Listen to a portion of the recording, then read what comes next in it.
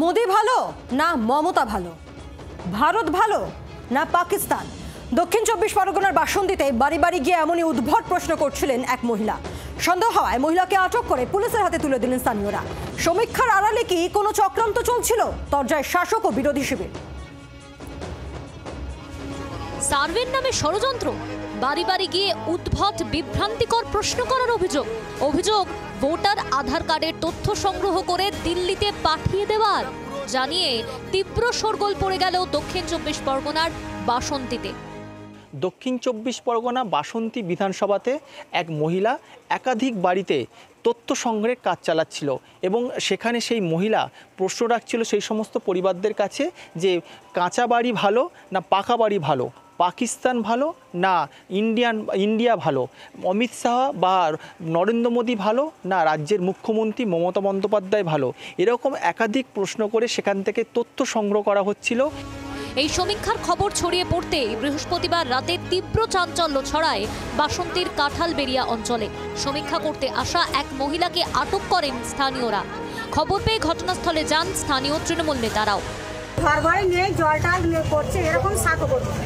আমি সে খারাপ না ভালো, উনি বলে দিচ্ছে খারাপ, আমি বলছি খারাপ। মোদী সরকার খারাপ না ভালো, উনি বলছে খারাপ, আমি বলছি খারাপ। বলে জোরে বলো, আমি আসতে বলছি, বলছে তুমি ঝিমিয়ে গেছে কেন? জোরে বলো, আসতে বল। খারাপ না তুমি কে? মোদী ভালো কি খারাপ তুমি কে জিজ্ঞেস করা? অভিযুক্ত মহিলাকে পুলিশের হাতে তুলে দেন এলাকাবাসী। তাকে দীর্ঘক্ষণ জিজ্ঞাসাবাদের পর ছেড়ে দেয় বাসন্তী থানার পুলিশ। সাম্প্রতিক অতীতে ভুয়ো সমীক্ষা নিয়ে একাধিকবার রাজ্যবাসীকে সতর্ক করেছেন মুখ্যমন্ত্রী মমতা বন্দ্যোপাধ্যায়। কেউ সার্ভে করতে আসলে কখনো নিজের ডিটেলস বলবেন না, আপনার ডিটেলস নিয়ে গিয়ে আপনার নাম কেটে বাদ দিয়ে দেবে। বাসন্তীর ঘটনাকে কেন্দ্র করে শুরু হয়েছে রাজনৈতিক তরজা। বিজেপিকে কাঠগড়ায় তুলে পূর্ণাঙ্গ তদন্তের দাবি জানিয়েছে তৃণমূল। আমি মনে করি যে এটা একটা গভীর ষড়যন্ত্র, এটা চক্রান্ত, নাগরিকত্বকে কেড়ে নেওয়ার জন্য, খর্ব করার জন্য। কিন্তু এখন থেকে বিভিন্ন বেসরকারি কোম্পানি পরোক্ষভাবে কেন্দ্রীয় সরকারের হাত। বিষয়টা তদন্ত করে দেখা দরকার যে কোথা থেকে উনি এই সার্ভে করছেন, কেন করছেন, কাদের জন্য করছেন, কোথায় পাঠাচ্ছেন। এই বিষয়ে পূর্ণাঙ্গ তদন্ত করার পরই তারপরে এই বিষয় নিয়ে কোনো মন্তব্য করা উচিত।